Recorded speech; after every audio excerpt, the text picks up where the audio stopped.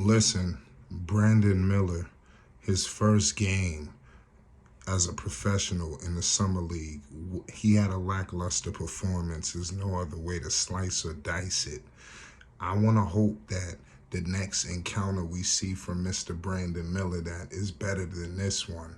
Now, the Charlotte Hornets tonight got beat down totally. The San Antonio Spurs, the Wimbenyama-less San Antonio Spurs completely stomped a mud hole all in the Charlotte Hornets tonight. Like I said, I thought it was going to be something better than this. Due to the fact of the returnees. They had a lot of returning guys. You got 3-year players and stuff like that still back and forth in the summer league. I mean, it's getting horrendous, and to have another lackluster performance, from a lot of these guys. But we're going to shine the magnifying glass on Brandon Miller. If you're rocking with Brandon Miller and the Charlotte Hornets, make sure you subscribe to Flight Sports TV. You already know what it is. Listen, B. Millie, he finished with 18 points. Now, I'm going to keep it 100. It was not a good 18 points. It was a quiet 18. The first half was like, it was spooky. He ought to have been ashamed of himself. Now, their next game is against the Golden State Warriors on Wednesday at 6 o'clock. I want to hope that is a better performance, for Brandon Miller, because he is the second pick. The last thing you want is a situation where this guy, Scoot Henderson, comes out and dominates, and I could see something like that occurring. And if that happens, as all bets are off, this could be another situation for the Charlotte Hornets not picking the right player. But I'm gonna tell you right now, let's just pause. I think it's time to pause for cause right now.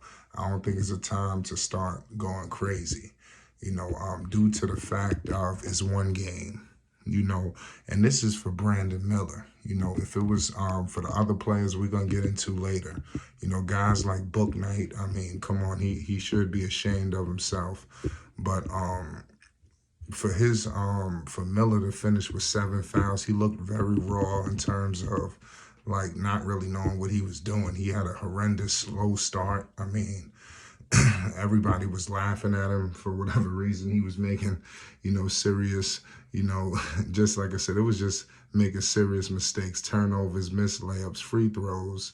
I mean, the whole nine. I'm trying to be nice because this was his first game, as a professional. And I know the NBA does get a little bit tricky, but he's going to be under very stiff scrutiny, being the second pick. He was brought in to help LaMelo Ball. He wasn't brought in to, come in to rely another dependent player on LaMelo. This is the kind of guy we thought that they was bringing in where we could dump the ball to him and he could operate and Melo could just relax, or just fall back for a second and he got it. He could take a couple plays for the team. I want to hope that he does become that, but this encounter that we seen, it wasn't a good sighting. And it's not the fact that he finished with 18 points. It's just, like I said, how the 18 points, occurred. It happened in garbage time. He finished with a horrible stat line in the first half, a series of turnovers and a series of fouls. If this was the NBA game, he would have fouled out a long time ago, but to walk away with a first half stat line the way he did, he's got a lot of retooling that he needs to do. So whatever's going on, he need to shake it off. Now, he was on the floor with some of these guys who made mistakes. Salute to all of the Charlotte Hornet guys. Nick Smith Jr. tonight came in with 12. McGowan's another, second-year guy back with the team. He had 11 points. Book Knight, this is his third year. He had 12 points. Kai Jones, I mean, these are journeymen now. 2 points. I mean, they should be ashamed of themselves, especially Jones and Book Knight. McGowan's to a certain extent as well, but I'm going to really shine the magnifying glass on Book Knight, really, and Kai Jones. I think that Book Knight needs to have the most accountability because he should have been able to alleviate the heat off Miller and able to free him up and things of that nature. They should have been able to really score the basketball. they was offensively challenged, today. Amari Bailey came in off the bench with 6 points. He's got a lot of developing to do. These guys are nowhere near starting, in terms of Bailey. Nick Smith Jr., he was running point guard to start. I didn't really like his decision making. He really wasn't the best. He had 4 turnovers, so he's got to sharpen up his blades. Bailey tonight had no turnovers, so that's something to monitor. I didn't like Nick Smith Jr.'s point guard abilities tonight. He's got to sharpen up the toolbox, but he finished, like I said, with 12. He shot 5 of 14. Miller shot 5 of 11. Miller, these guys are not efficient, so they got a lot to work on. So was McGowan's. He wasn't efficient, 3 of 10. These things got to translate when you get on the floor with the better players on the main roster. Otherwise these guys are going to be career journey G League men. And that's what it's looking like it's going to happen with some of these guys. They're not getting the picture. It seems like it's something off. They're not seizing that opportunity. And it's been a series of opportunities for these guys. One thing that guys like Kai Jones and Book Knight, they can't never say they didn't have an opportunity. McGowan's too. It's up to them to seize it. Whether they get traded, whether they get put out the league, whether they stay in the G League forever, it's going to be on them. It's not going to be on the Hornets. I watched the maturation process. If it was with any other organization, they probably would have been traded already.